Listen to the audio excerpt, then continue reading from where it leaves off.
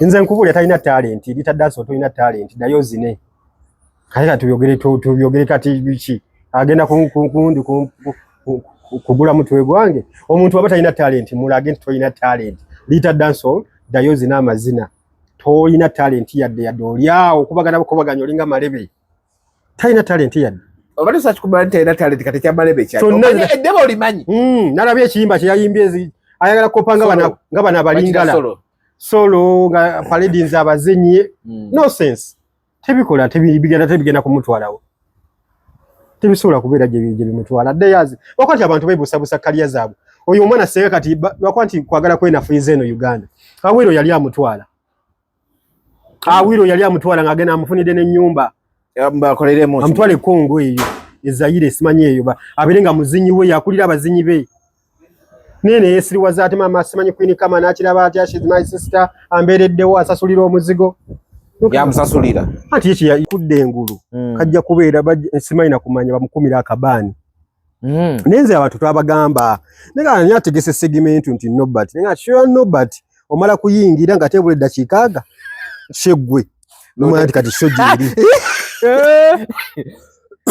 sure Norbert omala kuyingira ne muyingire sawa esooka sawa 2 sawa 3 sawa 4 kitundu sawa 5 nemanya shegwa mukaaga 5 kitundu ogekera okusawa ngo baziri 5 kitundu nomanya ebule dakika meka shegwe tebule dakika 3 nomanya kati ndi mu show ebyaddala otherwise asoku disappointing akuluna kulonyine kati nakitegedde mbu simanyi oyo segment mbu yakwana abakazi n'abagenda nabo gundi cafe javas ne bali ya boga nebanywa amata bwali buzibu kyawo wachi oli ebintu ku sente ya gashomaze mu wekitiibwa because sajja wa amaanyi ne waliwo ebintu ebimunga ofana ekintu kyo kireke tokyogera bireke ebintu ebimu temubyogera bale waliwo ebintu mwawule ebintu ebimwogera ku Pierre Yu ku mikolo gya Pierre Yu ne ku mikolo gy'aba ne ku mazika g'abantu enduulu enegera tuleetera obuzibu omuntu abadde asula awantu dayas nga bamugambako tuvaawo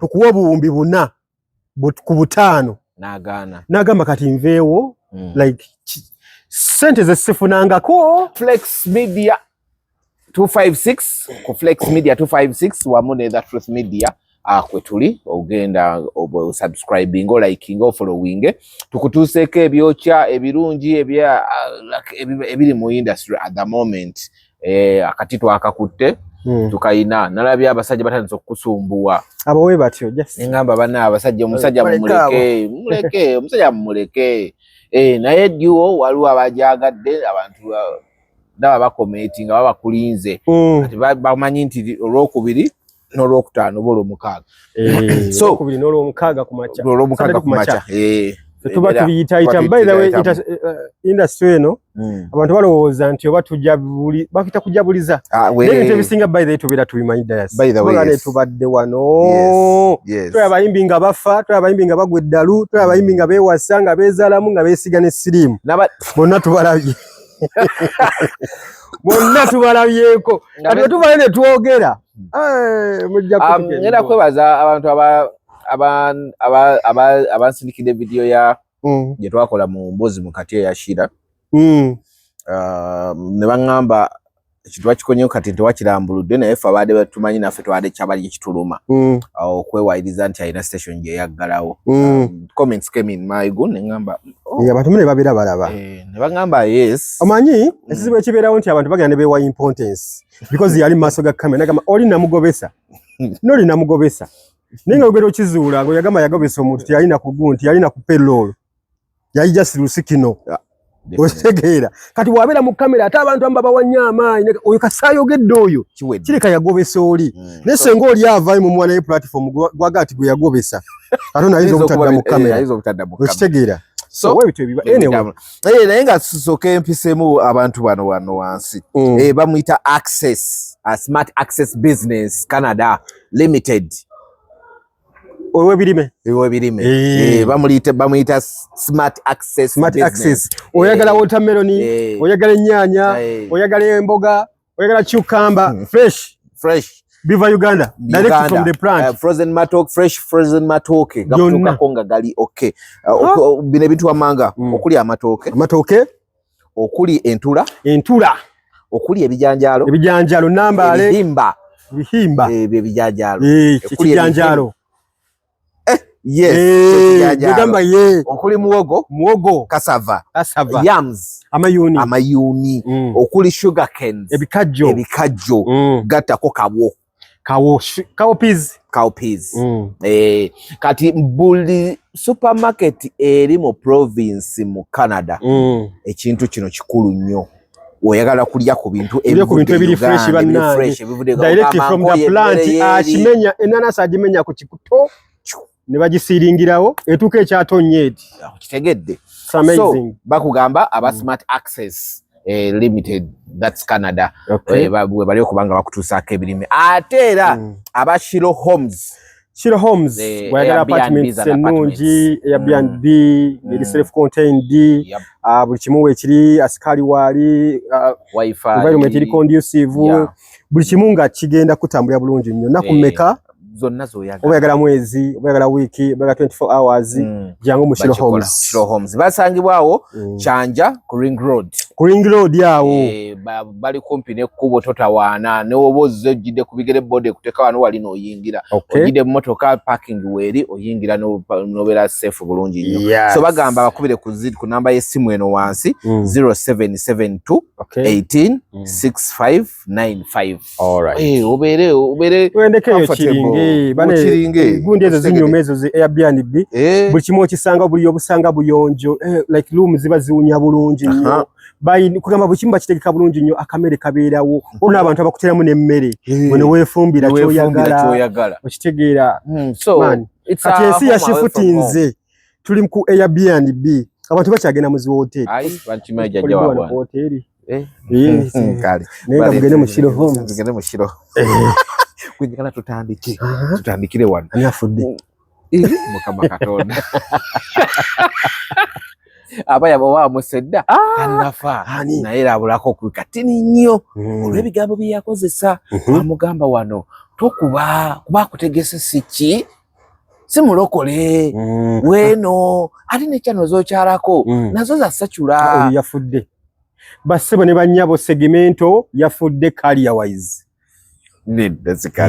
awo ogenze buli webima mu concert n'olina oluyimba olutambula n'otuuka n'ogisazaamu career wise oba ogenze kyekyatuuka ku Joseph Ngoma yakomawo yadde anti kyekyongamba kigenda kati Ngoma kimutwalidde emyaka 10 okuddamu okustaginga concert bwetyo naye yategekanga concert yategeka ku Piato afuna abantu 9 n'ategeka wali eri simanyi ku gundi yagenda nga ategeka olumu wazisazaamu juke yali ku Africana ng'ebuzayo lunaku lumu ne bagisazaamu eyo no ebale ya mwezi guno gwe tulimu okitegeera kati oyo segmento okudda engulu kajja kubeera simanyi nakumanya bamukumira akabaani nenze abantu twabagamba nenga nyategese segmento nti Nobert nenga sure Nobert omala kuyingira nga tebule dakiika aga sheggwe nomwana kati shojiri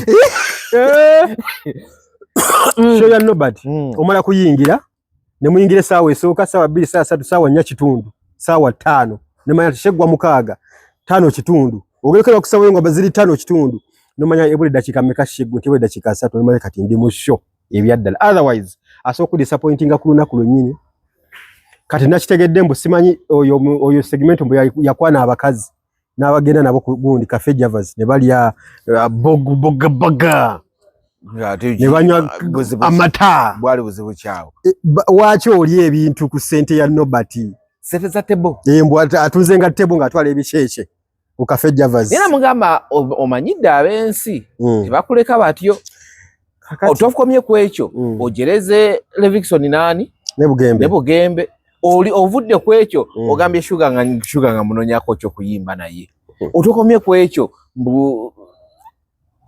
mbuye obwongo bwawo buyitawo bambi manyi abaana ba church abo tetubanenya nnyo bo balina omwoyo mungi ate ffe tulina sitaani mungi okitegeera kati saha ina sitaani ye abaddewo nebera success anti tugwe tekimanyi Damasco yabaddeyo ku lunaku lwe lumu naye yafunye okusinzira ku kyabadde eno ne bani wago niyo nga mole talina yafunye naye ye yabaddewo lwaki enneeyisa yesi yemu neyono takyamukirira ngani nga segmento kukyamukirira kuno segmento alina okwesaasira ennyo kubanga ali mu kuyimba ne AI akompiringa ne AI jara sobola kusinga era ne bwatuka ku stage ne dakati Nobert ne yakola nsobi waki yategekamu AI yeso ina amaanyi bwe AI ina zigundi zino zizi ina zi code base zinoti zewanika tibali bamutide kushoya ngoma ati nati yagira mu luyiba lwa AI niba yagira mu lulwe nomuga vayo twagala luli olulimu omukyala nga basaba AI yakyusizaawo esime guddalu ekyo kimanyi okubeera nga abantu kati ekisinga obukulu mu byonna segment agenda kutegera lwaki yalumba ensi lwaki enkoko enywa amazzi ate nga tefuka yajja kumanya lwaki yalumba sitaani anti sitaani omukolako olutalo ofa anti yajja eno mu nsi nala ati abo sikola nabo abo si bakatonda omwoyo gwe temugumukkiriza kati agenda kutegeera nti omwoyo bya Kaisali ne bya Katonda bya Katonda banaye mbw abadde atandise okukwata ssente za table nga taziripootinga era kati buli gwe wajjeko ssente za table zizzeeyo era nabadde wano manyali anywa nnyo ekitiribiita kati ayinza okuba tekimugasa kati zonna ayinza okuba zinyweddemu ekitiribiita tekimugasa kati era kati wali nga atwala ebiwala ne binywa milkshake oya Nobert badinyala mukubira mubuuze lwaki otaataaganya industry amanyi Nobert ye muntu wa ntalo bana Nobert simanyi Nobert ali disorganized Nobert ye ano musajja yalina amagezi nnyo nayina ebintu byakola nogamba ate oba lwaki Nobert kino akikoze kwetuli agwo okwo toliko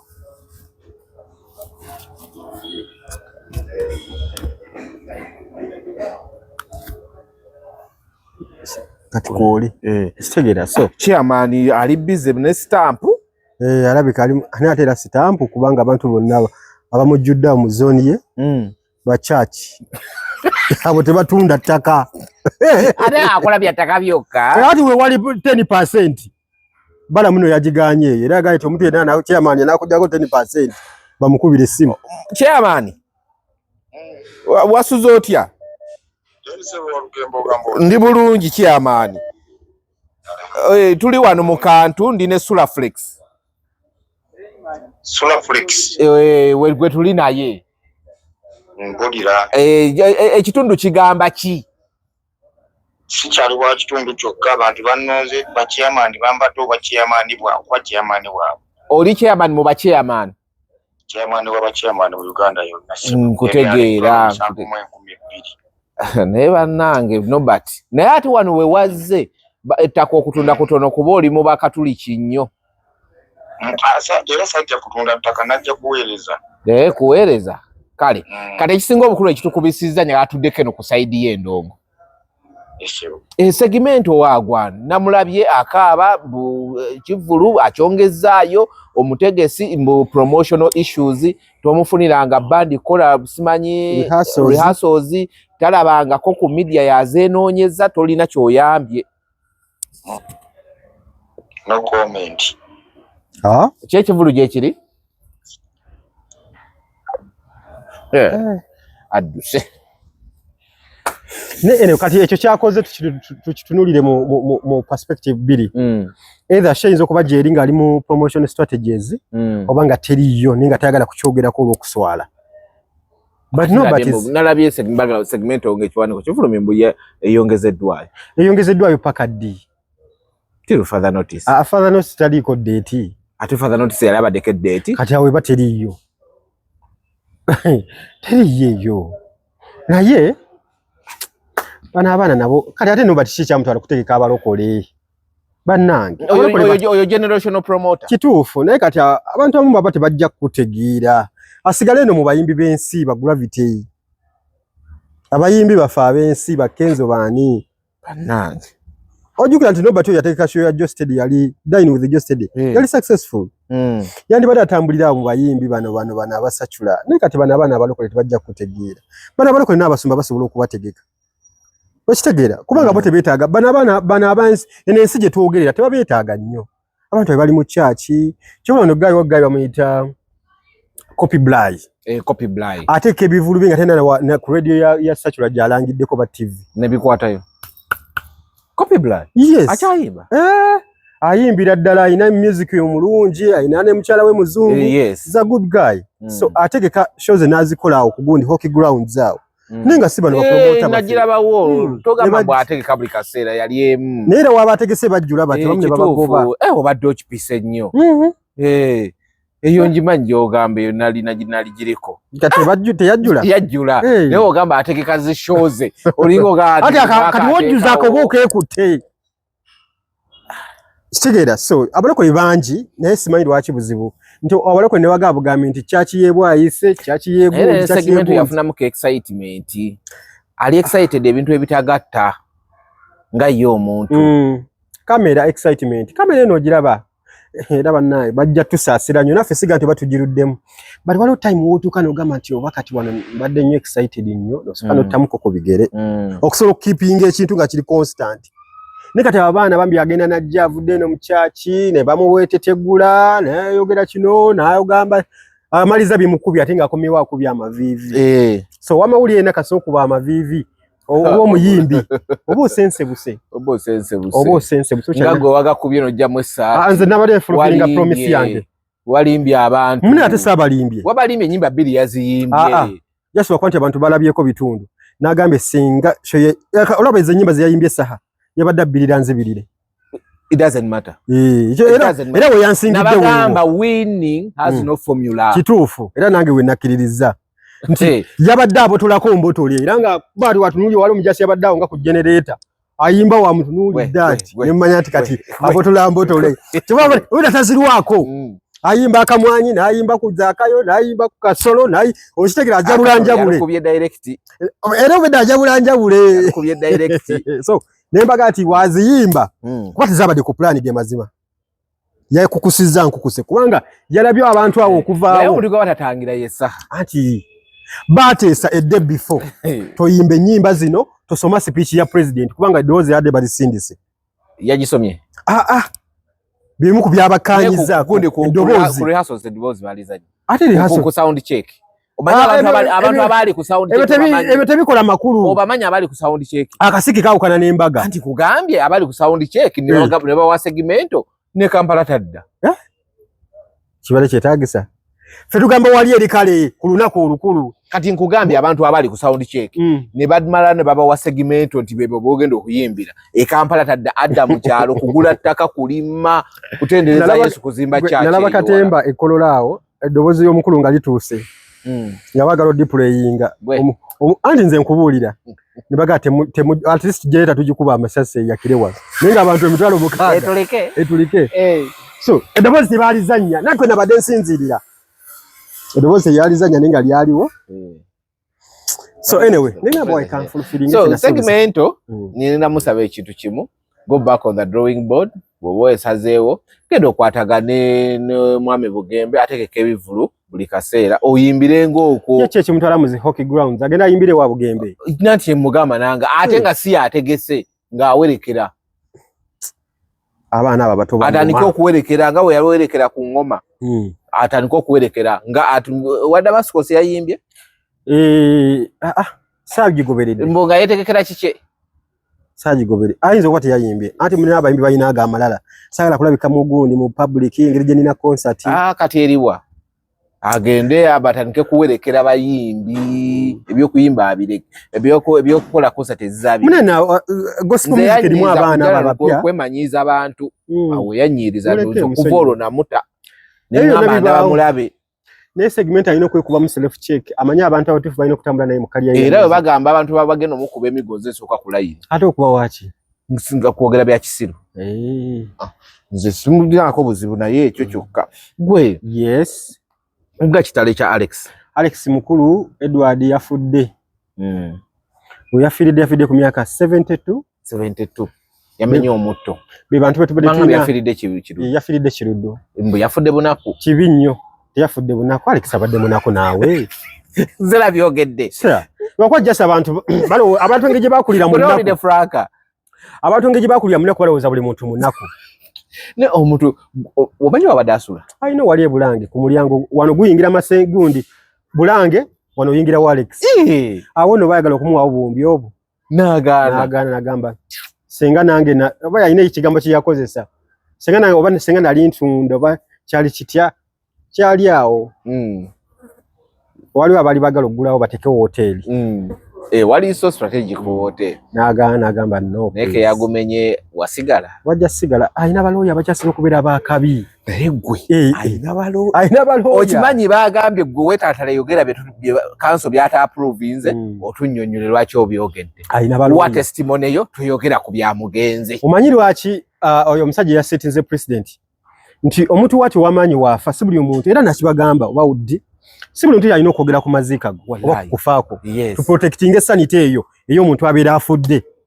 Abantu boonoonye nnyo olumbe lw'omuntu nga boogera ebitasaana. Okitegeera? Kati nze ndabye abantu abamu nga bagamba Alex Mukulu afudde bunaku nagenda ku ddwaliro nemusasulira bbiiru. Bwe yagambye amusasulira bbiiru?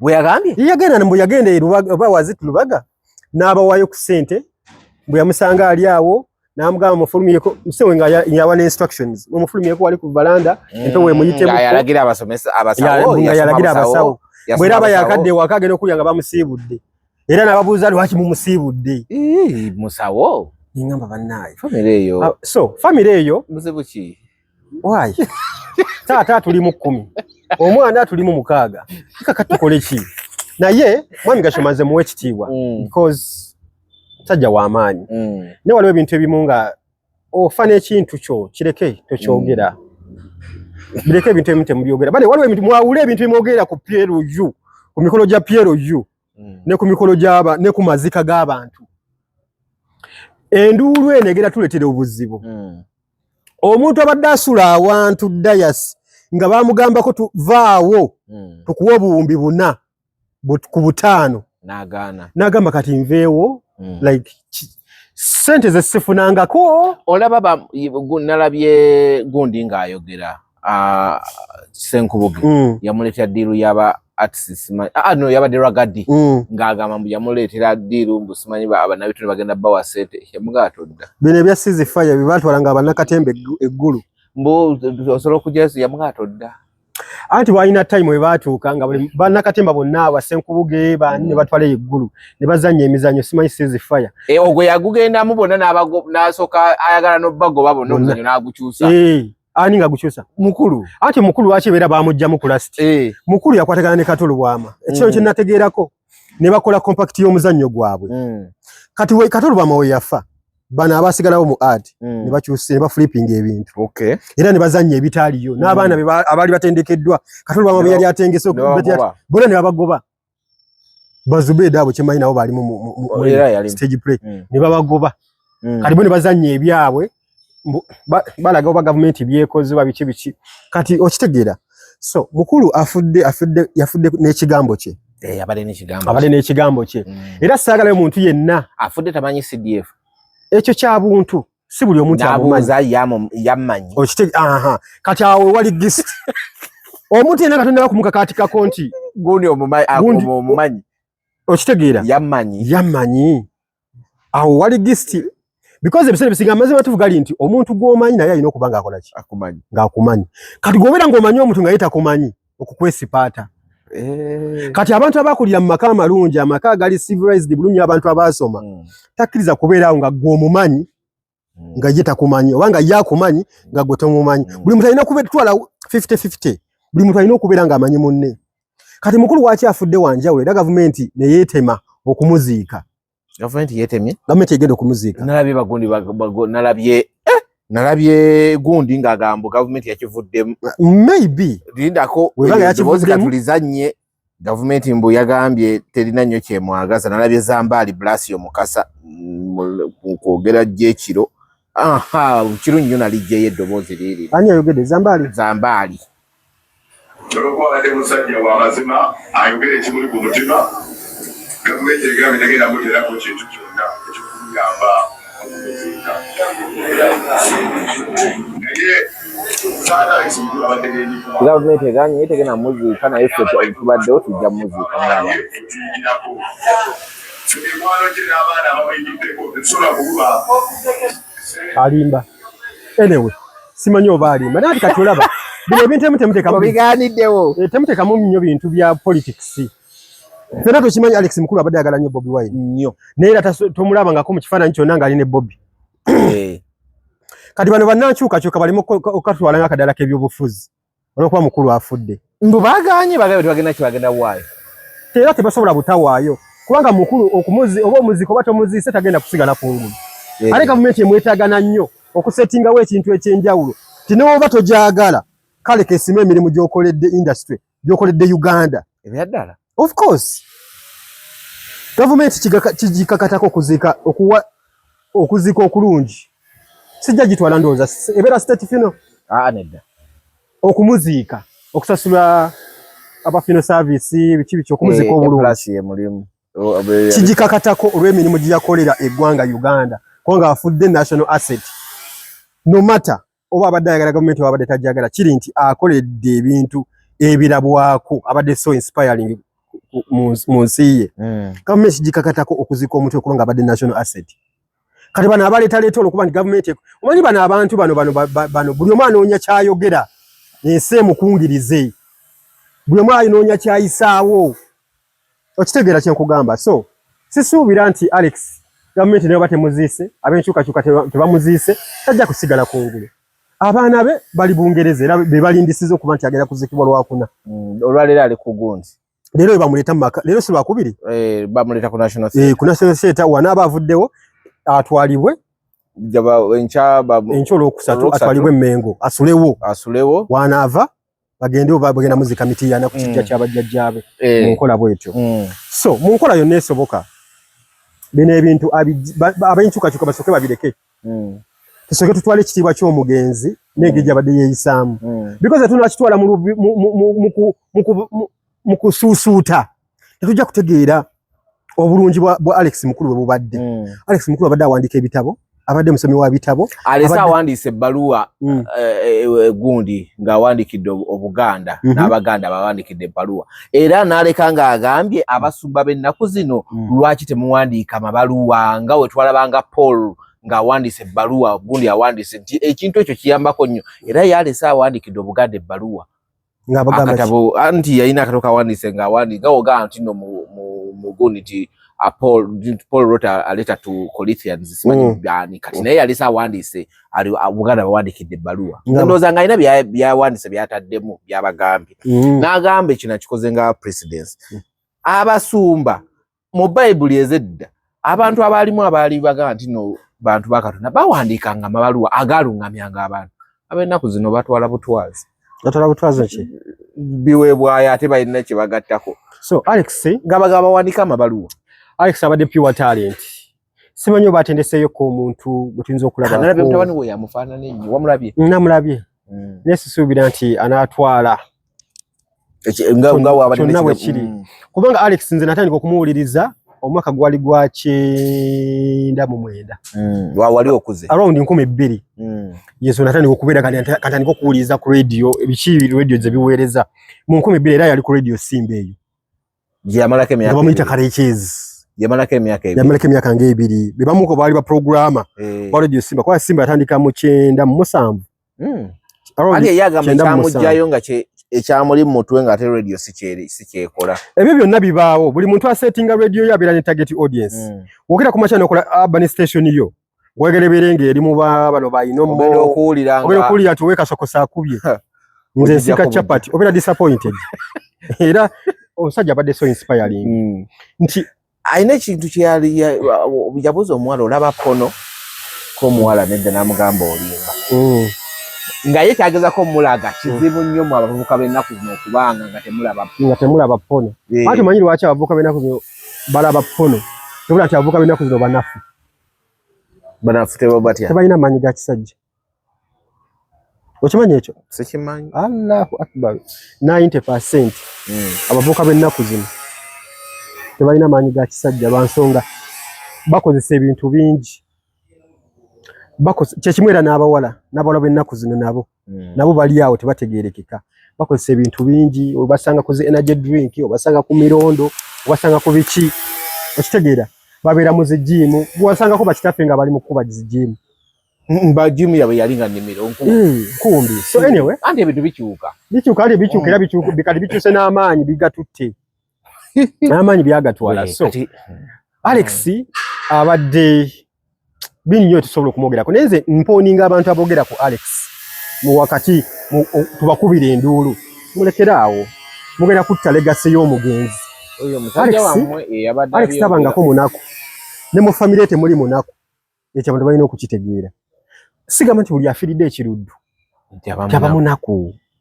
Actually si dwaliro ya government. Dwaliro ya government. Ate yo lifaalo. Kadada ndo. Ne waba ogenda India. N'oba ogenda mu America. Balina okusaba lifaalo. Ate kakati ono kyabadde agezako tulaga nti kiruddu mbi nnyo. Ate kati be bantu we bati abalowooza. Buli kimu baagala kuba gavumenti terina kyekoze, indirect. N'ebyo si bituufu. Tukize tugaane. Waliwo ebiganye ne waliwo n'ebikoze eki? N'ebikoleddwako. Tusobola kukera ku makya n'oga nti Alex afudde bunaku. Bwera afudde. Alex ye muntu abadde loona. Abanye bati bayita nti omuntu asobola okubeera awo yekka. Nga yali okay nga tewe we mumusembereza abantu emirembe gimuggwako abantu we batoje bali nga goberera nga we basiye abatunula goberera nga otunula yabera yebasi era wabadde abantu we batoje bali akola kiro ne bakamisana kati abantu we batu babera batono nnyo mu simuno batono mamu na yabiragira ebigundi banna ye atupatanye so abantu we batu babera batono banga gundi nalabye Ashirafu nga ayogera Ashirafu simwogerere namulabye yagambye mukaberega abadde super ogutali musana kyaggulo naye nga ate tagoba atali omusiramu tamugoba wabula wobono jewe akuterako sente jangu nemmere yo ne jenafumbyeka tojajjiria oyino ye muntu omutuufu ate omugati abadde mavu nga solo n'okuwa abagenyi babajja n'abawasente bagule emmere wacha balagenda okugera naye ndi musiraamu mesagala kivugira ku ange eyo abantu bayiza okundaba bula naye abantu balina okukitegeera Alex yali yafunamukko obuzibu ne family era mukyala we tabadde naye ekyo kyabuntu amaka mangi bangi nnyo abali n'abagaa nti afudde bunaku nabo otunulira no abantu bo kye balowooza nti okufa obunaku kubeera nga oli mu ddwaliro ng'abakuliko basawo toliko wa family ekyanduza abantu kibadde kyatwala obukyazi batulwala sijja kulimba omukazi tabadde omukazi alina abaana kyemmanyi ebweru eyo so kati n'abaana bagenda ku saidi yaabwe ng'olaba Bujingo ne Naluswa nti abaana bagenda ku saidi ye ye n'asigala nga ali bamaze ne bazaala Bujingo nawe tujja kubatuukako so bafunamuko obutakanya ekyo kyabuntu ni bali bakulanye ebbanga era bali babadde bonna ebbanga ddene Alex ye muntu yabeera mu gundi mu celebrity world nenga takiriza abantu kutegeera nti ye celeb okuva nga akyali ku radio kalikyezi abantu abawulyanga radio yedde eya 99 simba eyo nga yakatandika emyaka 2 yakajja ku mpewo kwalingako abasajja bakalikyezi kwalingako abasajja Dr. Longido kwalingako abasajja banji bandawusi akyaliyo kwalingako abasajja Mzee Mutini jali naye akyaliyo be bali mu bundi neyimbira byange kwalingako abasajja bakoni nalugwa nabo bakyaliyo Moses Supercharger kati yagenda mu bira bya initiative bya Slim tata wa Simple MC DJ tata woyo bamutani Supercharger tata woyo yafuna obulwadde kati ali nnyo mu kusomesa abantu nzo kwewala Slim okitegeera oleka Sam Gombya kwangako banji bopeto bonna so Simba yali gumite eyakaseera akayaba kalikyezi so abantu abali mu life eyaddala nayenga nze ate nakitegedde butegeezi nti yali kalikyezi omanyi Simba yalinga ekola ebintu ebyenjawulo walingako omusajja oyo Andrew Benon Kibuuka nga yeeyitanga lumbuye nakachwa nei senkubuge yasigala nga ali senkubuge senki so kati omusajja otafudde nga ali munaku ekyabantu njagala bakitegeere bulungi nnyo omuntu asobola ku poloti y'obuwumbi obutaano tabangako munaku because niwandi badde nga yagala genda kumujjanjaba bweru niwandi badde amugejinga ennyumba yeeyo n'agimugejinga mu banka bandize ekikumi niwandigaibugandi bannayi Bulangi mungule wano muteeke ofiisi ze mwagala okitegeera era kibanga so toswakira ku makiro gandi era yafudde bukanaga okimanyi kwa anti wafudde bukanaga oba bukalaga okimanyi kitegeeza ntobo fudde toliko mwasirizi olinga atazaala olinga biki so tukirize nti omusajja abadde n'ebirungi byadde yakola okufa bali maybe wakola mazzi anti kati badde n'ebirungi bye yakola bali mubi waka amazzi bagamba yafudde munaku biki okufa hajja lebe etuuse entuuko yo ebe etuuse n'oba ogenze mu America eri olanya gye yafiira n'oba ogenze wa gundi yafiiridde wa Moses ali si wano kati waliwo abasagala kati tugambe ne Moses ali abadde mwavu nedda omuntu sawo n'ogamba naye n'owona ogenda okufa wonna gy'ogenze kukusangayo kale so baleme kugamba nti yafudde ayinza ate okufiira ekiruddu is what kiruddu kati natenda kusaba ngamba kiruddu yalongooka eddulu kimu kiryoke kiruddu ebaddewo eddwaliro likola ebbanga lyonna ekyo tulinamu abantu abalowooza nti amalwaliro ga gavumenti temuli yes musobola okubeera mulimu kiko challenges ezimu naye obujjanjabi private bafa ati abantu bebalowooza ate amalwaliro gali private gekakyasiza okutta abantu because bali batuka ne time nga balinga bakutaddeko oxygen bakiraba wano mu covid oba tolina ssente nga bakuggyako ku oxygen nga bamuwa omuntu alina ssente so muleme kuddira legacy ya musajja gyakoleredde emyaka 3 mugiteeke wali nga mulinga agamba nti afudde talina kantu afudde munaku nnyo abo abasajja bebasooka mu art omusajja buli eyabadde ku front page olina abiwaka amazzi abo we bate kubanga tebalina kye bakoledde kati oyo wafa tumwogerako ki azini ababogera ku Alex just abeteekayo nnyo wafa leero tumwogerako ki abali tanyigirwa mutooke nga bojja nekyatakkiririza musulawo nga mukayana man tetugenda kudda kufuna muntu alinga Alex ye tagenda ku CS man gwe woleta kyatakkiriza agamba olimba abadde akola show ku BBS okwo nga bagita majangwa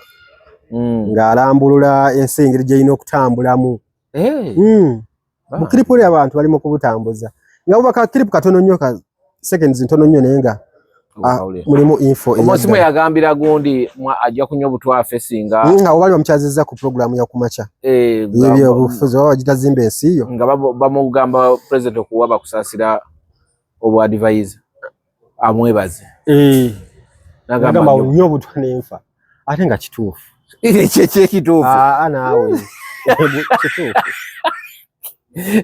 ekituufu yali asinziirako bingi obwa advisor babuyiwako amazzi kano gena okuba nti Buchaman yali advisor kusaasira advisor n'abalala balyo bagambira abalala nabo boogere akubira essimu namublokinga gwe bambi kongs gundi yamwe yazadde bambi yazadde balongo yazadde muwala nange naye bebigala ate yatugamba abalongo obulango waliwo omukozi we yali yazadde abalongo oli gwe yalowooza ani kola bwoti twagala okuyozayoza Susan Makula otagidde ate nakola leero katuze musawa wange naye sawa yaffe yabulijjo tugendere waggulu biyita muwona gwe twagala okuyozayoza Susan Makula Susan oyo kati yatuuse emyaka 10 nga tanazaalira musumba do you know what it means ku pressure ebaddewo ozaala ddi wajja kubba musajja naye bayibuli eno abagisoma n'abagikkiririzaamu birabika bituufu ebiri mu bayibuli kubanga olwo bagamba Saala yazaalira ku myaka oba 9 kati nabo naye kyabadde agoberera emyaka mulaba Saala yazaalira ku 9 nange ntuuse n'enzaala kakitegeeza nti ennyumba ye Namayumba ekintu kati akikutteko manyi luli obufumbo bwotazadde mu mwana challenge ziba nnyingi nti senga musumba ava mu bulamu bw'ensi eno ate owona amasasi 10 okufa kuba kufa buli muntu ajja kuloza ku kufa just nkireesenga olina akumalirako magazini n'osigalawo ng'okimanyi amasasi obona obufa odagewa tafe oba imoto tafe ng'apa abalagawa byakola biweddewo wano ama basebo ne bannyabo abaagala Susan Makula twazadde omwana muwala omuyita Barete Grace Bujingo era nga sofa kati Pastor Bujingo alina abaana ab'obuwala, alina Dolly Gift Bujingo, alina oli omuwala eyasoma ebya space engineering, alina kati abawala bana ndowooza. Kati n'omulenzi omu Isaac Bujingo. Ate n'owagundi yamutekinga on naye alina linnya kati. Owa Susan Makula naye yamutekinga on. Twagala ab'omuntu mbi balogically. Lwaki ekyo kijjawo nga ye yakugamba baagenda mu mateeka ne bakyusa buli kimu. Omwana ali talinako kitaawe. Oli yamugjayo yamugabe ntwalaba nga n'erinnya ne bamuwa n'eryabuzi. Kale tekyo kirinako buzi nefe soke tubala abaana ab'omuntu mbi kubanga mu mateeka. Owakanya pastor? Simuwakanya. Lwaki omuwakanya nga ate omugoberera? Simuwakanya. Sikirinako buzi. Naye lwaki owakanya ate gundi omulaalo w'endi? Ati njagala kusooka kubala ab'omuntu mbi bwennyini. Obala yeyongeredde eddala eno.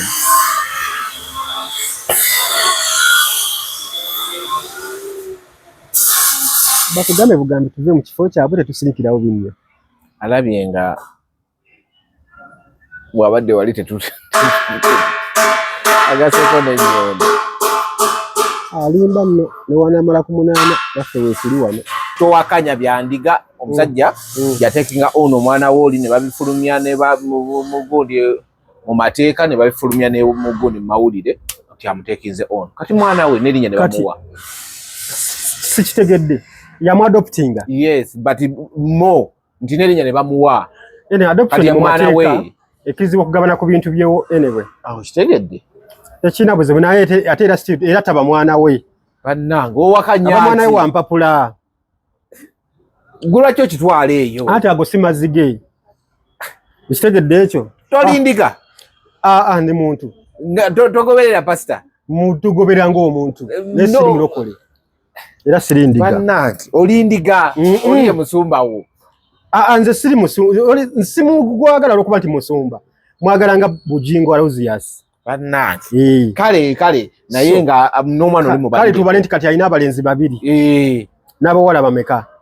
Bana. Bana 6. Bana 6. Kati Susan addako ojja kuzaala balongo. Mwaba Teddy Naluswa mukyalina muntu kukwata mmwe. Abaani? Mwaba Teddy Naluswa. Nze ndi tiimu Makula. Olwasumulukuse. Abo basumulukuse abo batandise. Nyanti kati azzaako balongo. Ebyaddala? Azzeeko obulenzi. Ate mukyali. Abba. Ebimutambulirako byonna babitegedde. Abba ebimuliko bitegeera. Nabadde njogera n'omusajja ali sigenda kwogera linnya lye. Abeera atugobera wano ali gundi ali USA eyo. N'agamba ebintu byeno tebiringa eby'e Uganda. Nti olaba eyo fayini gye baamuwadde $1,000 kituufu baamukubye fayini. Of course n'agamba ne waati bagisasudde era bajja kumuta. Naye mu kumuta kiki? Obadde okebera ki? Ate manyi sente nzisudde. Awo maya oli mwavu. Kasola okujjukira sente. Gwe n'agamba mbuno omwana ono omutwalo guno era bajja kumuddiza waaguwaayo. Bagukuddiza. Gwagwa Beiro. Anti manyi lwaki bagukuddiza? Bakuwa time gye bakuwa. Oba ebira ya myezi 6 nga bakwetegereza. Singa bakizuula nti weeyisa bulungi mu society bazikuddiza. Era ogenda n'oziclaiminga ne bazikuwa. No, toziclaiminga. Ozirabira ku account yo. Tebajja zimuddiza. Ate lwaki? Ati kati waliwo bagamba akaze kafiira ku mugumba. Nedda. Bajja zimuddiza. Nnyonnyola. Akaze kafiira ku mugumba. Katya. Palaso bamusiba nga awezezza emyaka 4 mu Amerika eyo. Kati kirondoola. None we yakonyaga n'ayingira naye akyali ku poliisi. Era bagenda kumusiba kubanga omusango gwaliko gwa domestic violence. Ati bangambye kiri bwe kiti. Emyezi 6 bwe giggwako. We bakuwa police bond n'okola ki? N'okomawo bakuteekako akaki? Akuuma. Kali akuuma. Nti perimeters bwezi kyo omuwala guno ate nabyo omuwala akaaba nti omwami wange niwe banamureleasinga nze kyamwagala. Kati oli yampali nampa example balina mukwano gwabwe naye yakigwako. Yakanga ng'omuwala lumu n'amucapamu omwala n'agenda n'awamu. Ne bakamuteekako egyo emyezi 6 ne bamugamba enkya tujja okukujjako. But the following day bamaze okukujjako olina okujja mu kooti ogenda mu kkomera emyaka 19. Kachiriza bo babera bamontalinga tebakugamba n'ebisaayo. N'ebisaayo kivuga nti batracinga kati ate abo obuzibu bwafunye ndi bagenda ku tracinga. Bagwe ku bya tata n'ebya mama. God ebyaba tata wa muto. Abaye bagenda kumusiba. Tetuleme kumuwolereza wano. Nti ate ye talina ku green card. Nti oli ali ku green card. Kati ye nti kitegeeza oba kali Yesu wa asylum. Nti wa asylum olumu bayinza obutakuziza ne bakusaba busibe kwa bagamba tuje tukuzo inayo obuzibu. Naye kati yejjukira yafuna obutuuze by choice. Kitegeeza olina gye wava. Kati tumwetaga mama Prosi wajjajjaawe. Era tuyinza kubanga olina gye wava bagamba why tujjasobola ddako ewaka. Ate mu America kasabaga ati dakeeka. Baba kutisse bakujjako n'eriiso. Of course. Myaka 10. Bakujjako eriiso. So aba ate obuzibu yo obuliwo bwobuno. Ti ate ye yakubye wa lubuto. Asa luti yabadde ku wa lubuto. Kati obuzibu bwavudde wano.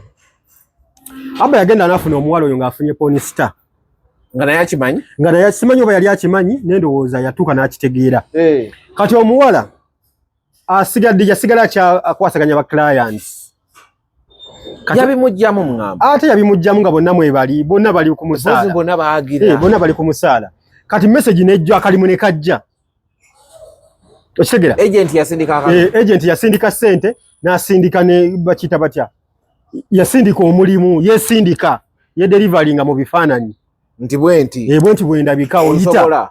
Onosobola. Nti obuzanyo bwa. Kati simu egenda okujja bweti yagwa mu mikono gyani. Nga aba yagiina. Namuga what is this? Nagamba bino tewabikomya. Tebamanyi nti oli lubuto. Ate ng'oli kyayagala service gy'ayagala ajagala mwono w'olubuto. Kubeerako nti n'obolubuto. Ate abo bwe basinga okwetaagira ddala abo. Bo batajja kuzaalira era omanyi olwedde. Ate bwe babeera babuguma. Kyaba baagala nnyo. Ate sente zibeera zeeyongeramu. Naawe baagala nnyo. Ate nze ndi ponisita. Bali ba ponisita baagala nnyo ab'olubuto. Gwe wabijjawa. Mbisomako. Seebaka mubeera mwebasinze nga ndi mu kusoma. Kakati ndeka neebake. Bakuwa katugeze babanga babadde bakuwa $1,500. Oba wa lubuto bakuwa $2,500. Bakwongeramu $1,000 olwo. Kubanga bamanya nti ate gwe oli muyitirivu. Ebbugumu olinga eggi ly'embaata. Ebbugumu mu ggi ly'embaata. So kati aba n'agwa ku ssimu nga basindisa omulimu.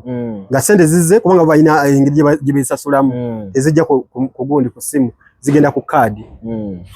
Kati ssimu omuyayi nga agina gamba ate nga aba agenda okutunula ku musajja ng'amusinga amukubisamu emirundi ena. Ku kye twalaba. Namuga nedda mukazi nedda kati n'ava ku kiri ena gamba kati gwe sikulumirirwa numirirwa omwana wange. Agenda kufuna emigo bante. Agenda kufuna emigo. Emizibu egitagenda kumuleka nga mulamu. Kati olutalo lwavudde. Namugamba no sigenda kumuwa babina babiyita. Service wezi sigenda kuzimuwa ngenda namugamba kati olutalo lwavudde ne ate mulako mu video nga yetendaga Abba Makasi Mayanja tebamanyira. Ayo byonna ajja kubikola anti kati omwana omulaba ali lonely mu nkuzibwa. Takuziddwa. Mama wabaddewo. Mama naye alina ebizibu bye bimugoba. So mwana yayonooneka. Siga nti simanyi lwaki abaana abagenda ebweru balina nnyo gundi excitement. Bw'oyogera bw'otyo nalabye bakomparinga byabadde mu kaseera ke kamu nga balaga nga bonna bwe baali babayita ba BBC nti ono ali mu mupiira era tata amuyambyeko nnyo olaga nti ebyomupiira abikwasaganya. Ne balaga Owoli nga ali mu America alina speech zaawa n'okwogera nabe yayogerako eri eggwanga gundi nendaba nga ne batulaga atono aba ali ku njaga ku live. Tewalaba nga anywa enjaga. Yali enjaga. Anywa enjaga ku live awuba ebiso byabizanyisa. Bwakikwata bwakiyimbirako oba ayagala kuba ninja. Oyo omwana alina obuzibu bumujja ayagala bantu ayagala ensi etegeere nti ye mutabani wa Chameleone owaddala. Badi Chameleone fena tukimanyi ensi ekimanyi nti aba mutabani wa Chameleone. Ne Chameleone alinga atali proud na mwana oyo. Ali ate yagamba yafulumya obutambi naga na fulumya bakwata. Kakati bamachi. Ebino ebintu ebimu tebyanditusenga na mawulire ku status Chameleone gyaliko. Erita alinayo se. Ne wankubadde nene mama naye takoze kimala bantu. Yaddala. Andi jukiro mwana we ya graduating yalina show ya Kamili ya Palaso Kamili nti yasobola kubaawo because yali agenze kubera ku graduation yani ya Abba ndozo lunaku Abba lwe yava muki mumakaga muzadde we natandika okukola kyo kubera yekka Kamili yagenda ku graduation yalina show ya Palaso nti yagiriko lwansonga yali alina okubeerawo kuki kuberawo omwana era ku olwo lwe yamusitula ne bagenda ne Jamaica olujjukira ne bambi abaana lwakuba nti tebamanyi tuzaala mibiri ne Kamili yayagala omwana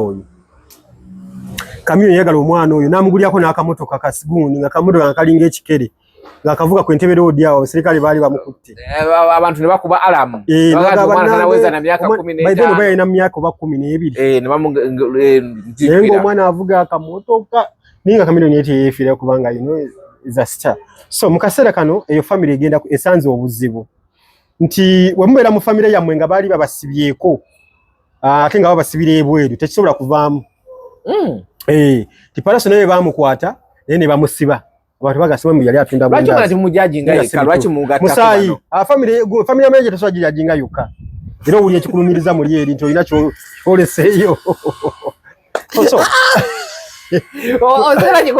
oseka kikulumiriza nti nakiro kyogereko so Mayanja family yo tetumanyi kyetuyinza kubawa tetumanyi kyetwabakola ninafe olumu tugamba naye kakati kino tukihandolinge tutya n'obulwa naye nga wenkugambe nti omuntu yenna nga wali obaddeko n'omuntu ye ne bamukwata ebweru eyo ne bamusiba kifuuka generational curse yes nti era mu myaka 10 na gumu oba 12 egiyise Palaso yali mu mbeera y'emu bamukwata mu America eyo simanyi gyali misango ki nawulya naye mwalimu ebintu by'okulwanalwana simanyi biki ne bamukwata baba ne bamusiba myaka 10 namuggyako n'eriiso yarakiza kudda mu America nere yagwako kati jaggwako namulaba nga azzeeyo nasekana mukyala bamitaniko dina bajjako ne wano kati agenda okujja wano ate nga n'asanga nga waliwo omukazi bamuyita Mimi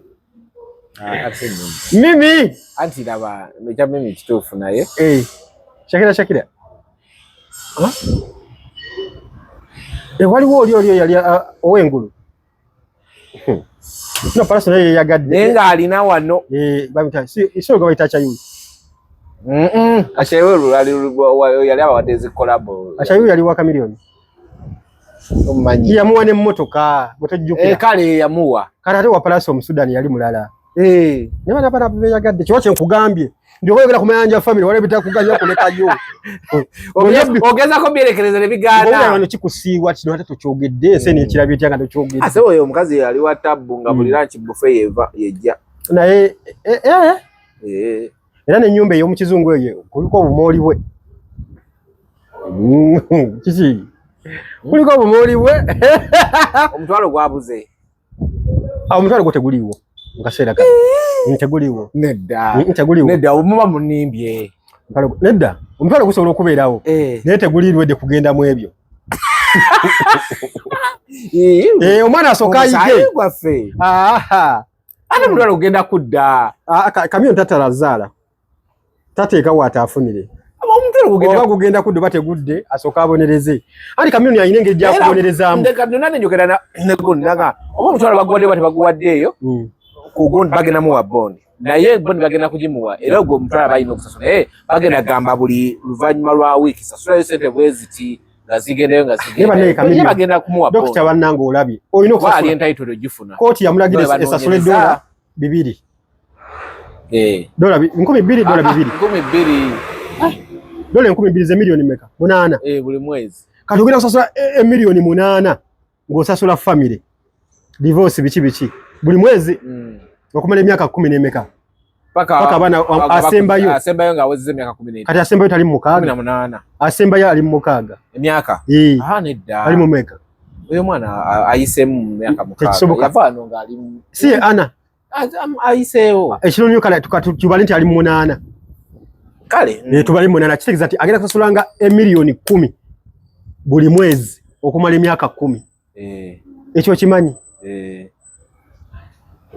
Kamilioni bagenda kumutta ekyo kyokka Dias kikutta bw'okimanyi osobola okubeera ne mukazi wo ng'omuwa ssente weeringiri ne kasa ssente zituuka anti zisibuka ez'obuwaze nzibu nnyo obanga labirira omuntu kibi nnyo kati alina okuwaayo ezo omutwalo gwa $1 kumbe miliyoni 4 waliwo ne balooya biki roughly 40 million okitegeera kamiliyoni olabye musajja omutwalo gwo bandikuwadde omwana asooka avaayo ate wava no kati balina okukola simanyi oba kamiliyoni ali mu good terms n'abasirikale b'e Uganda ne General CDF.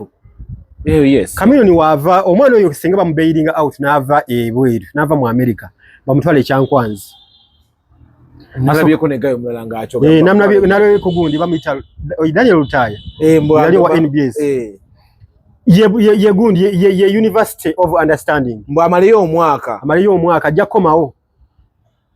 Ate nze muzeyi wange nina bwe nabeerera omulalu ennyo senior 2 nebanga senior 3 antwala ebbombo maje ne bamugamba ate tokikola ajja kudda n'omutima omulala olulaba ati okaaba ddalu ajja kuddanga n'emboka abakuba nange nali ntandisa ebintu by'okukwana nga ndi muto gwali mu byakwana ne bagamba antwala ekampiringisa ne kampiringisa nanyulira nze mbw antwala ekampiringisa era nayinja kukwana n'abasirikale era yawona n'atakikola ovudde butoka gukwana bintu byo anti kakati bali bagala kikola ng'okumbonereza nange bali naye nali njagala njamulaga kuti afaanana nja kumukwana bakugobegwa kwana afaana anti ze navadde nga ni musajja mulunga ndabika bulungi ng'abakyala banneegomba kati era abasirikale begomba gwe bakwegomba wabangawo be neegomba n'abanneegomba bakusala eddagala tebansala ddagala walina akati just nedda nanazibwa mu kyogundi kyekyo bakusala eddagala ekyo kyanjawulo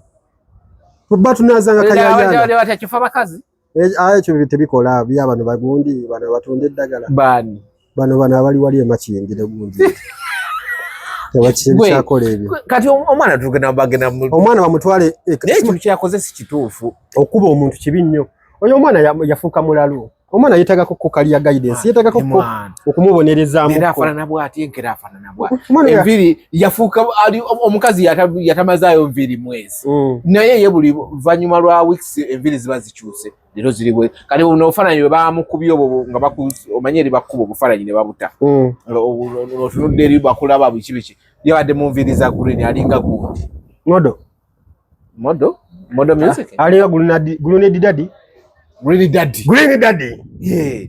The Daddy. Nene bayinza okusooka Green Daddy gwe bakabye. Toyogera bintu ebyo. So abantu batulaba. Ate bamuno makindi bajja tusala obujirita. Oyo Green Daddy musajja wa Sunday wali eri Sunday music. So wado manyi Green Daddy. Nga manyi gwe bakabye. Ngeno okulaba ebiwandiiko. Ate manyi lita dancehall. Mafa tuvuma lita dancehall gwe. Ate gwenze kyogedde si kituufu. Lwaki si kituufu? Lwaki oyagala ogambe ekya Green Daddy gye kituufu ng'ekyange si kituufu? Opalana? Sikuwala. Kati buli omu aleeta kyaleeta. Nga kuzizika. Bambi yatandise okuyimba. Ani? Gundi. Yatandika dda. Naye tebijja kukola. Nze nkubulya talina talenti. Lita dancehall tolina talenti. Nayo zine. Kale tubyogere kati biki?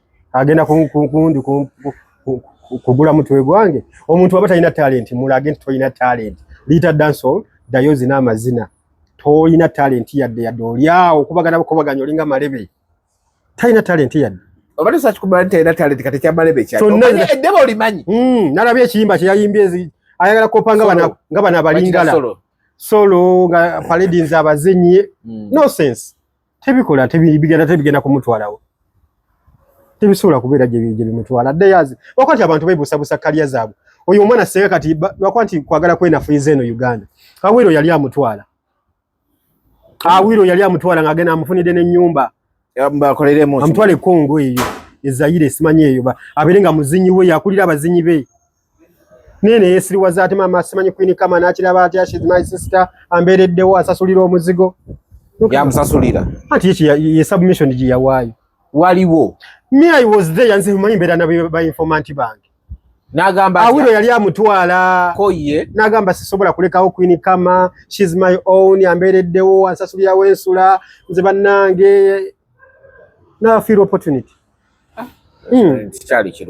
Ekyali kirungi kati ali mu bino by'okuyimba ani agenda okuzanya ennyimba zo lita dancehall gwe wali ozirabye kati ani ayinza okweteekako ekizibu ekyo naddala oluyimba lita dancehall n'aluteeka mu playlist ku TV yonna mu Uganda wano. Biki ebyo? Radio zinaaluza toluzanye ku radio. Sisobola duzanya ku radio fo. Teruteeka teruenkana kubeera mu playlist yange. Bantu batusonyiwe. Enze talumpanga nange nange. Ndowooza naawe olaba kati bedde owolereza ki? No ngambe talumpanga sigambye mbuno sola. Ogambe talukuwanga. Ngambe talumpa. Abantu balaba. Oshoke togai nange talumpanga. Ngambe tananzi talumpanga. Era kyekyo talumpanga. Kitegeza it's a bogus song. No like talu. Baluyitani Solomon. Tegata linya lya mwana mu luyimba. Ate ye kayaliyo. Ko already oluyimba oluvumye atoka bamanyi na yakimanyi. Neri tadansolo ya tomugira tomuvuvuba. Ya namulabe nga akoze interview n'agamba Queen kama yamugambe katoda mukunzi niye ngeji wayingiddemu. Ndowooza olaba. Ogenda abo bakugobye. Si kumugoba. Ate ajja confusinga abawagizi be. Akumaze. Nedda. Oleke toke n'ogenda gye basimbe gundi. Oleke toke lyengedde. N'olegera gye bateeka yendo. N'ogenda gye bali mu kusaawa olusaalu. Uva ku sibo vako waje. No yamuvuddeko agenda kusigala nga. Demia nti akugambye nti soko poshinge kaliya yo. Yes. Abakugobye. Kati abantu bategera nti oli muyimbi. Ayina enyimba kati obanya. Ziri mukaaga. Nete swala kibuye round about. Mfu wefufululu. Atenza mmanyi. Atammanyi anaga aliyo yanyogerako yali ansanzeewa. Atereze. Ate talina talent ni wanafuna ba vocal trainer. Tayitalimu. Nzo omuntu waba ina talent. Musima mangu nengamba oyo alina talent ajja kukola. Wano mu Uganda tuve ku bino ebintu byogamba kala ajja kutereeza. Eje emyaka gikyatereeza oyingire emyaka 35 nga tonnaba kwezuulo obo kyazi. Ani alina emyaka 35? Alina emeka liita. Simanyi. Kati nze kugambye ali mu 35. Nedda.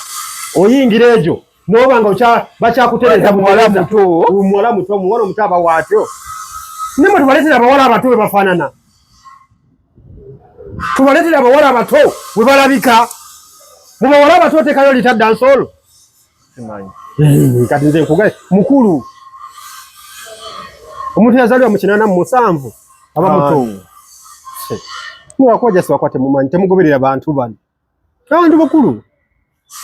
Shiba akujje ku muto awo bogenze. Yamujjeko yamwagaliza. Era ne Shiba okumuleta byali out of controversial. Yamujjeno mu balodi.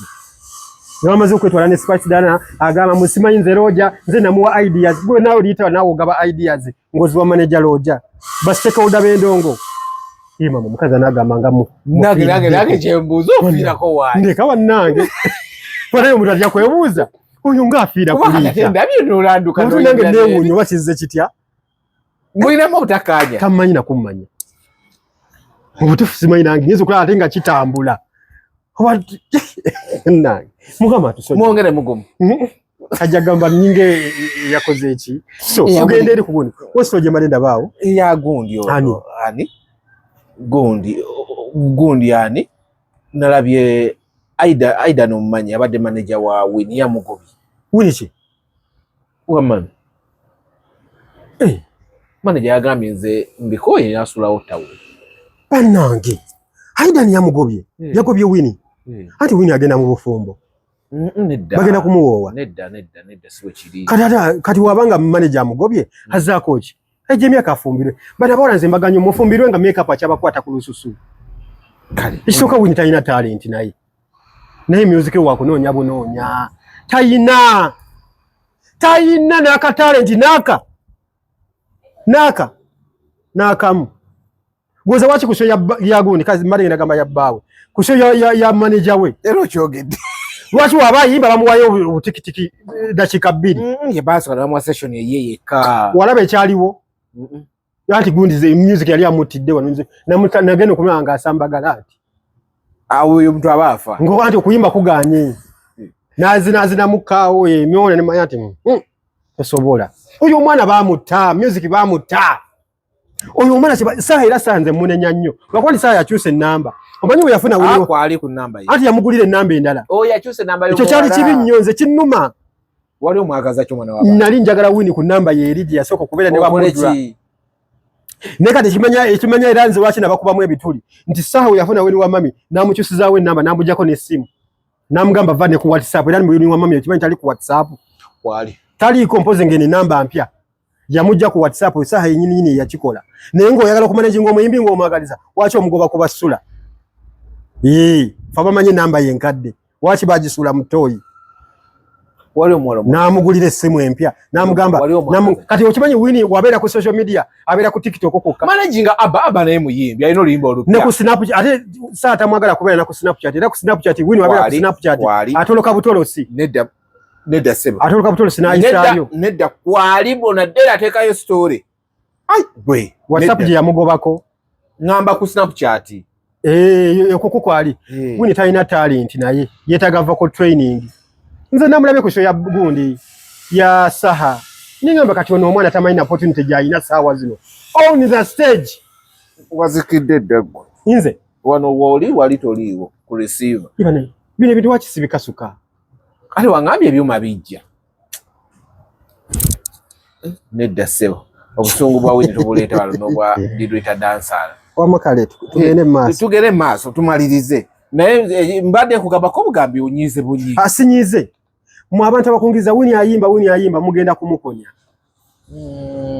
Winnie talina talent aga Katonda mugiro fiira mu kyoke kyagonyanga n'obukuba bwatonye ekiro Winnie talina talent Winnie yeetaaga ebintu ebi Winnie yeetaaga stable mindment kati huyo Aiden yamugobye Winnie yeetaaga kubeera nga ali independent kati oli yamugobye kati ali independent kati eyo kali yagenze era kati era waba ayina kafunye kale kayiwawo omubiri bambi abadde kabeerawo Aiden oli omukadde Aiden ona ali mu La Voice abeera ne Mudra kati bananze simanyi nakumanya kati oyo omwana agenda kubeera wadi kuba gamaziba tukize tugani Saha ne tasobola kumanejinga Winnie wa mami tasobola tosobola kumanejinga omuntu gwali obaddeko naye twalabye abadde ku concert omusajja ali mu kuyimba kajja kamukwatirira ukwata ki Winnie okusinga abantu emitwalo 7 ejjaza okumulaba jade 7 okwatirira kyo kwatirira abala batugabe jade 14 bagimanyi mitwalo 14 ogimanyi jabadde 7 so Winnie kyalina okumanya kiri ekintu kimu ensi emuwaddemu naye aganye okwezuula ensi emuwaddemu emuwedde kubanga lo time wetuka nze nalabye Winnie ng'ayimba manyi ala tugende mu sheeyo omanye sheeyo okusooka abapangisa Saha bamupangisa bali baagala bato baagala tegeka bato wabula galo nagajje ku source naye simanyi oba matuufu tugate obagala bato nani ne Palaso tekisoboka era n'abagambirawo bwemba magambo ngere mu mutegekeka ne bamuleetera ddiini bamugamba kale naye era byonna oli ffe gwe tulabamu omulamu olwo oli baba bamuvuuzizi bamumaze erozo olaba akasozi kikakoze ebyaddala bali baagala kutegeka bato ya Saha ne Palaso ne Saha azalawa n'agaana tasobola kukiza kati bali ne bagamba ne baweeyinga anaaleeta abantu bagamba kati twagala ggwe bwanna munigina naye yabasabye sente nnyingi senga nze kubuulira wano nga bino ebintu byokugamba kale kambate gaakalipo mumpa bweziti mukama wange nkuulira ekintu kimu yogera nga tebakuwulidde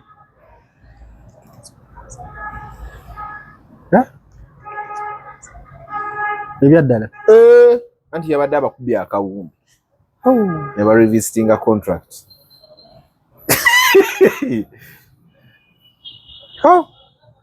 that's a lot of money and nenkubuulira details za share ojja kutya akasajja kafunye se bino bye bali ono gundi wa mu promoter ame byali mu kuleekana ebyaleekana byabwerera akasajja kafunye se nazabe mu kisawo va ku ebyo byo kabalaze busamambiro awo kawuka nabyo obukadde bazi ko bakatega ebyoma stage biki ebyo byagwa ne kabisa sula cash down kati jukira ezo twogera ku cash eza MTN Momo tezinaba kujja ngate abasinga bagula kuki kugundi ku MTN Momo yakoze no kakati kiriwo kiri ekyo omanyi saa solo okuba n'olukaga ku lusambu nga luli awo lusambu tenategedde luli nsambu mu bina nga expense zona zivuddeko nga byonna bivuddeko nga saloto omumani ku muyimbi yuka abantu bali banveilinga app eyo na ekintu ekyo kyebakoze mwami Sebata yakikolako ku muyimbi omu yamukola ki oba yali Nemas kati yagenda bweru oyo yawasa mukazi wa Tafobi Nemas Rems bino batuuka nti kateeke mwami Sebata mu kisaawe muweeyo akakadde oba muweeyo $5,000 omukulu ng'ajja abeerawo bulungi nnyo ng'atuuka kujjo ng'amugamba yamugamba watya wenkusasula kitegedde ekyo gwe n'okivaamu kyo n'engisigaza gwe mufo gy'okumpa akakadde nze kankusasula akakadde oba kankusasule kale obukadde 5 ebyo badde olanze biki nze ntegekaawo ko yewe bijja kuba mponyeza after all nema sinnajiwa abadrive sinnabawa ngalowooza akubye nnyo namugamba oyagala sente meka namugamba njagala obukadde 10 n'abumu ate nga kankuwe 12 ng'oli olwedde amaze okutegeera ekivujja oli atuuse ku kisaawe n'alambula namu obukadde 12 nga kale tusinkane ku veni oli agenda otuuka ku veni agenda okutuuka ku veni nga yejjusa ekitone yakuba milioni zalinga 7 kati ne Semanda watu yabateza akali hatu abadde yakola bintu ebyo obadde sawa 6 sebo tubadde kuwini wa mami awutaba kyamwagaza kyo mwana w'abandi tumwogedde ku katono je kine kitegeeza ki ate abantu bali jalamba gambe talent yayinza gizuula atya kwa management kati yagenza zaako kati nagizuula atya ave wasaha mubadde balabi balungi tukwatagana olunaku lw'omukaaga ku makya kamala waliwo kyayogeddeko ani yibabadde nsoko lage kuli sityawo bona okuleka nga oyina gweyagala yisa abo buyisa gaali gwe bw'otayisa mu muntu gaali tekikumalira ani kakati nammeere mungawo omwana sente